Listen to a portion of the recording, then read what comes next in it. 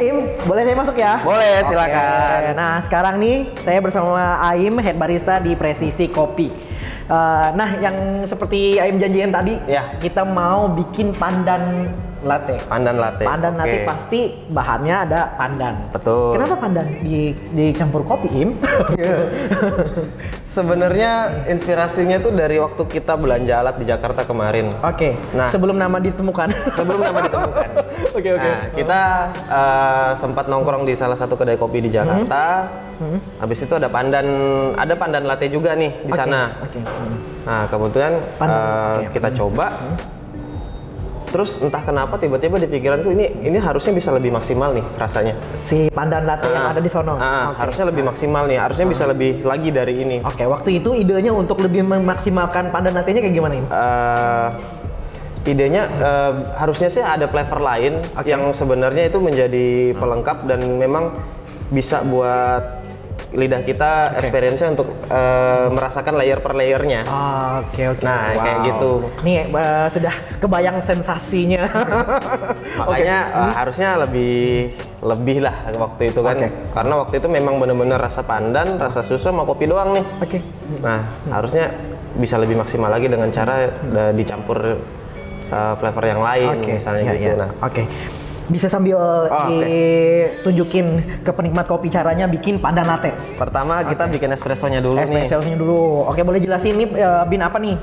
Kalau ini buat pandan latte sendiri aku pakai yang di sini ini dari Mandailing, Sumatera Utara. Oke. Nah, ini prosesnya. Ini Arabica ya? Arabica? Iya, ini Arabica. Arabica. Nggak blend ya? Enggak. Pure, Ini pure. Arabica. Oke.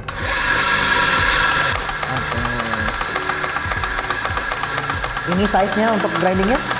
Untuk size green size-nya kita pakai ini extra fine sih. Extra fine. Extra fine. 3 ya size-nya. 4, 5. Kalau di grinder ini sih di 2,5. Lebih kecil lagi ya? Ya. Kenapa kecil banget ininya? Supaya beda rasanya atau espressonya lebih ini aja? Karena gini, kita kan mau nyampur ini sama satu flavor yang manis nih. Oke. Jadi kita perlu kopi yang memang sedikit lebih strong supaya kopinya nggak tenggelam. Oke. Makanya aku bikin dia lebih halus supaya nanti espressonya kental banget nih. Oke, iya. Buat kita nyari espresso yang kental. Jadi si kopinya jangan sampai kalah sama si pandan ya? Betul. Oke, ya. Oke, jadi ini espressonya dicari yang strong, jadi size-nya lebih dikecilin. Iya. Oke. Aku cari yang agak strong. Oke, itu dia. Sekarang kita lihat nih caranya Aim menghasilkan espresso.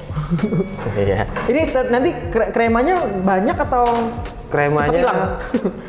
kremanya tebal sih, tapi kalau Arabica ya nggak akan setebal misalnya kita pakai blend Robusta Arabica. Oke. Dan memang profilnya juga memang ini profil roast espresso yang sebenarnya espressonya bisa dinikmatin juga gitu loh.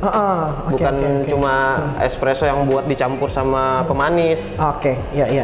Apalagi ditambah rasa pandan ya? Iya. Oke. Nah, pandannya sendiri tuh dari essence pandan atau memang bener-bener Kita pakai konsentrat sih lebih tepatnya. Konsentrat ya. Oke. Oh, warnanya juga udah ini ya. Kita cari golden kremanya. Ya, oke.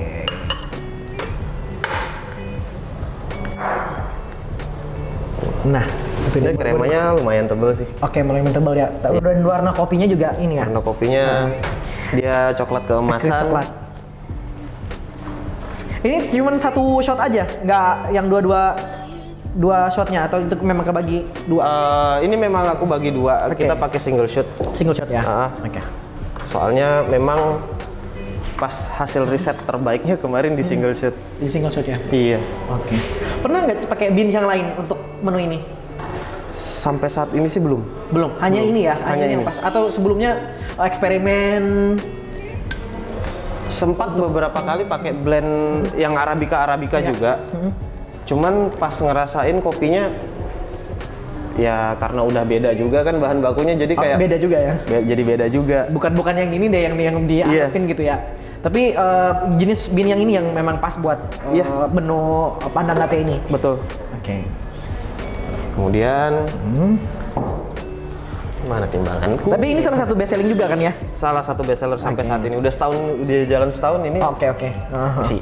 Oke, oke. Aku harus ambil susu. Oh, Awas. Ntar jatuh. Nanti ketawa gitu. Oke. Ini pakai UHT ya? Iya, kalau buat ini aku pakai UHT. Oke. Nggak tambahin krim lagi nggak? Nggak perlu ya? Nggak perlu. Oke. Karena sebenarnya dalam susu UHT itu udah ada creamernya. Oh. Udah ada, karena memang Nggak perlu lagi tambah-tambah ini ya? iya, nanti dia malah jatuhnya over creamy. Oh, kecuali kalau misalnya pengen mengharapkan rasanya yang creamy. Iya, kalau pengen memang si customernya pengen yang creamy banget sih ya kita kasih. Oke. Tadi rasa apa namanya konsentrat pandannya duluan, terus ditimpali dengan susu, es batu. Kayaknya nih espressonya terakhir deh. Espressonya terakhir. Jadi di atas ya, jadi jatuh kayak gitu ya. Betul. Oke, layersnya ya. Oke, kalau misalnya customer yang pengen lebih manis, jadi bisa ditambahin apa? Biasanya kita tambahin di kan ini tadi aku pakai konsentrat pandan sama karamel. Nah, biasanya aku tambahin di karamelnya sih. Biar dia jadi dia tuh manis tapi yang nggak manis gula banget gitu. Nggak perlu tambahan sugar atau gula aren. Kalau misalnya mereka minta sih ada kita opsionalnya. Tapi kan merubah rasa kan? Pasti merubah sih. Merubah rasanya. Tapi pasti kita komunikasikan dulu. Oke. Kalau misalnya ditambah gula cair doang nih, rasanya bakalan berubah nih Mbak, Mas gitu. Oke. Ya. Ini dia nih. Ini udah jadi nih. Udah jadi ya. Oh, ini dia nih pandan latte. Silakan dicoba. Bentar aku ambil sedotannya, ada di sana. Oke, nanti saya coba. Kita ngobrol ini nih, Im. Selama ini udah hampir 2 tahun apa lebih 2 tahun sebagai barista? Kalau jadi barista kurang lebih 4 tahun inilah. Oke, jatuh cinta pertama kali sama kopi kapan tuh? Kalau pertama kali jatuh cinta sama kopi itu masih di tahun kuliah? Masih di kampus masih atau? Waktu itu kalau ingat kerusuhan yang tahun 2000. Iya. Oh, udah lama banget ya?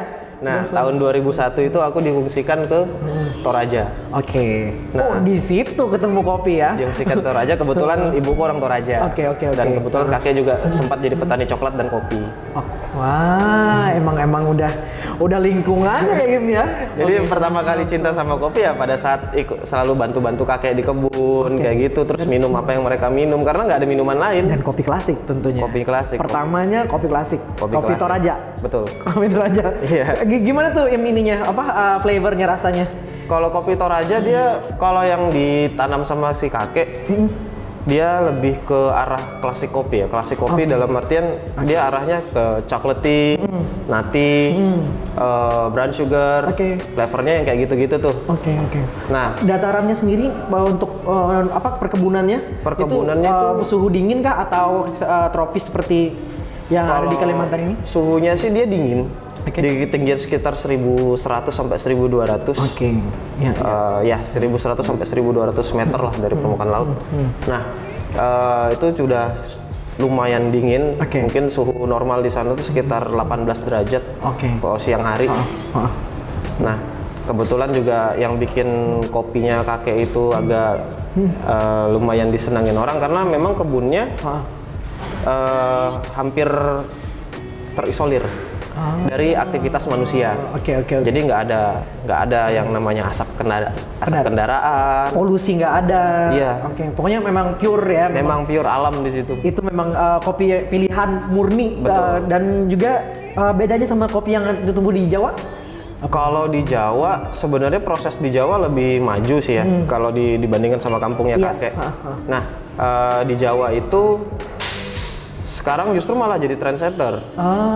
Oke. Ngomongin trendsetter, kita kembali lagi nih ngobrol di situ ya. Thank you Im ya. Nanti coba dulu ini pandan latte. Thank you Im.